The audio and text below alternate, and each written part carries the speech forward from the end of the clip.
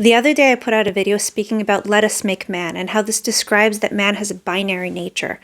Now, some people didn't understand exactly what I meant, and it's true, this can be a confusing concept if you've never heard it before, but I also blame myself that unlike Moses, I consider myself an oral Cephasayim. My lips don't always say exactly what my mind wants it to. So I try my best, and I hope that this time we're going to expand and expound, and hopefully you'll walk away with a more clear understanding of the topic. Somebody asked a question the way I explained, if God was speaking to the earth, does that mean that the earth is also God? No, God forbid. The earth is a creation and it follows God's commands. What it means, let us make man in our image, is that he was speaking about taking from the substance of the earth, and from the element of earth, he created both the bodies of animals and the bodies of human beings.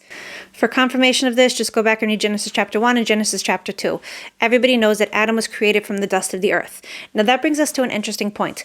What does the word Adam mean? The first man was called Adam. Where does this come from?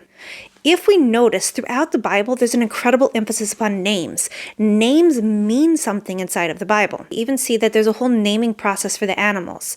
What's so important about names? Hebrew is a holy language. A Hebrew name expresses to us a quality of that creation or that being that has the name upon them.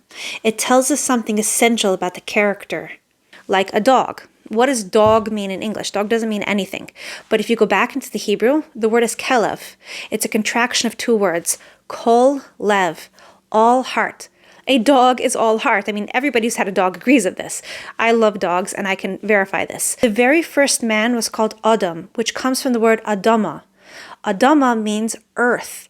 There is a certain quality about human beings that is very earthy. The element of earth impacted our nature the same way it impacted the nature of animals. And that's why we share many similarities. Animals crave the same things that humans crave. We have certain animalistic natures. Now the question is that all we are? Is the human being an animal? No. While it is true that we have certain earthly qualities, we also have qualities that come from a different source. That is entirely holy.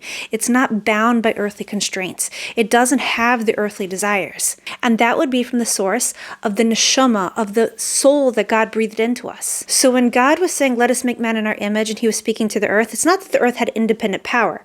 The earth was God's own creation. But he was taking from that substance and he was forming this binary being that has two impulses. The impulse to focus on survival and comfort, and the impulse to focus on godly things. Ultimately, we would love to fuse these two together, to make our animalistic impulses into godly service. It's work, it takes effort, and it is possible. The animalistic part of ourself is not evil. It is a drive, it is an instinct. Human beings are not created evil. We're created with these two different aspects of our character.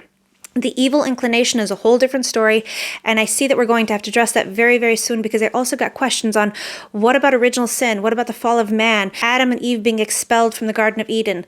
Obviously, that proves that God can't forgive, and there's a sinful nature of human beings. This is a fantastic and exciting discussion. I want to get into that very soon and show you exactly what happened in the Garden of Eden and how Christianity has it all wrong. So stay tuned and let's keep learning.